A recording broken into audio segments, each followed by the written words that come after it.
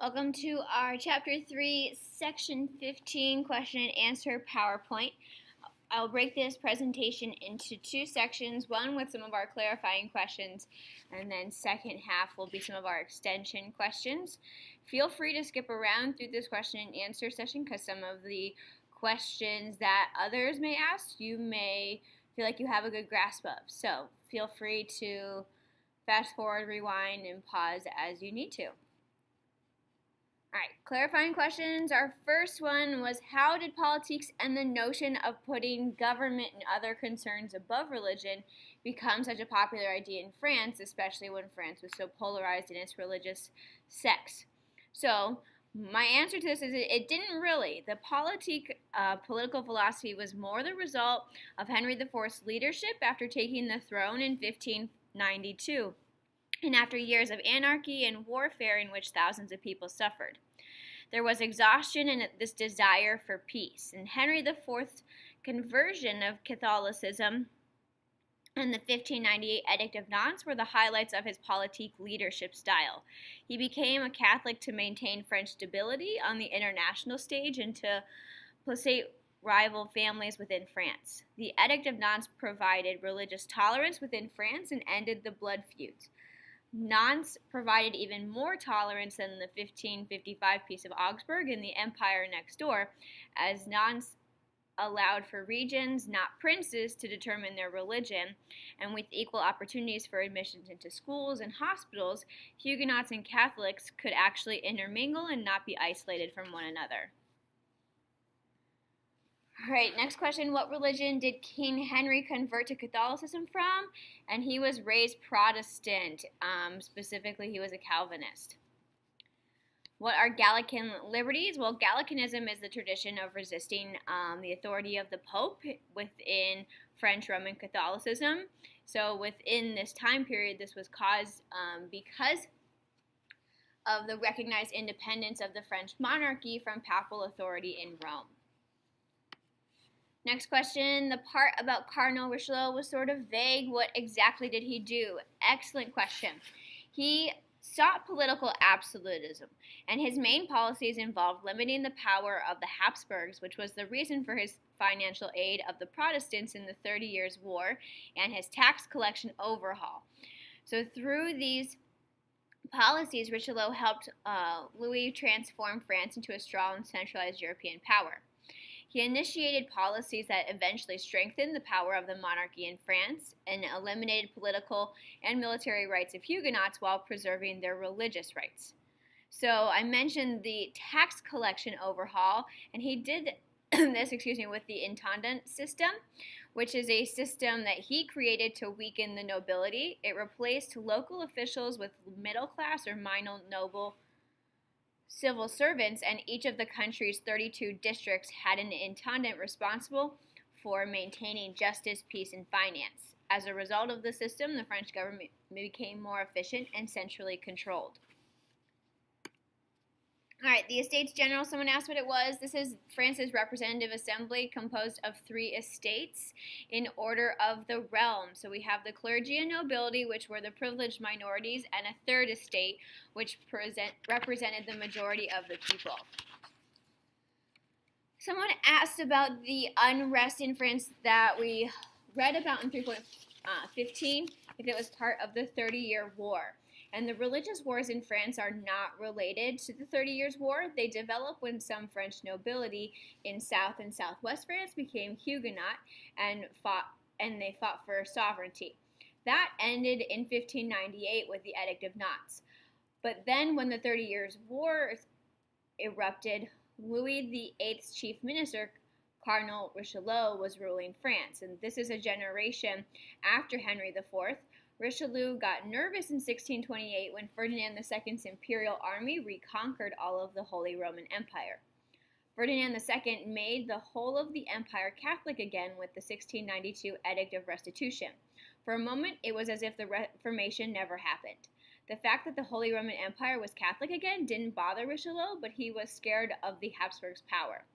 So the French did get involved in the 30 Years' War. First, Richelieu helped finance the Swedish army because they needed money, and the Gustavus Adolphus was a brilliant general who developed lightweight cannon that could be moved quickly in battle. So Sweden kind of kicked butt for 2 years until Gustavus died in the field in 1632. Then the French got involved. They invaded the Holy Roman Empire and prolonged the war for 14 years until, out of exhaustion, they called a truce with the Treaty of Westphalia in 1648. Someone asked, what is a feudal rebellion? And in 1550, I referred to a state of anarchy. And what did I mean by this? First, a feudal rebellion, it's when the poor people or peasants revolted. And then a state of anarchy is caused when there is disorder because there isn't authority or because the people don't recognize the authority figure. Next question, where did Henry Navarre get his original power and placement from? Well, he was pretty much born into it. The Bourbons were the ruling family of Navarre, so his aristocratic bloodline would have gone back deep into the Middle Ages. His dad was Catholic and his mom was Huguenot. Although Huguenots didn't love having a prince rule over them, they were willing to support a prince who supported them. Plus, they found justification in the Bible in supporting worldly powers. And there's this quote from Matthew 22. It says, "Render unto Caesar that which is Caesar's." So that's their justification. What becoming a Huguenot did to the Bourbons was this. It granted them the support of their people who would fight for them, and it provided them with greater sovereignty and autonomy over their own lands. This was the same reason the northern German princes supported Lutherans. They could rule and tax their own lands without having to follow the orders from either Rome or Paris. All right, now for a couple of extension questions that were asked. First, how did the effects of France's religious wars and disputes affect neighboring countries with their own religious disputes? The best way to address this question is looking at the role of Spain in the 1570s. Spain was, of course, supporting the Catholics, especially the Guise family and the Catholic League, but the Spanish are also dealing with the Dutch Rebellion, which was heating up in the 1570s, same time as the St. Bartholomew's Day Massacre in 1572. And they're also dealing with the English, especially English pirates.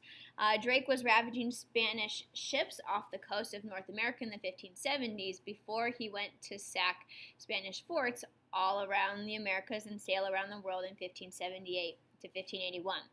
Spain was the money and the guns behind the Guise family, which is why Henry de Guise was able to conquer and claim Paris in the 1580s. This forced the Valois to form an alliance with the Bourbons and a promise of Henry de Bourbon of Navarre to be able to take the throne after Henry Valois died. But in the mid-1580s, Elizabeth I of England ensnared Mary Queen of Scots in the Babington Plot, accused her of treason, and cut off her head.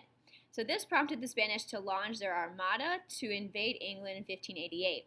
The English Navy, under the command of Drake, stopped them with fire ships and a lucky Protestant wind in the English Channel. The Spanish lost their navy, and with this loss, Spain could no longer afford to fight the Dutch in the Netherlands, and they began to relax in that fight.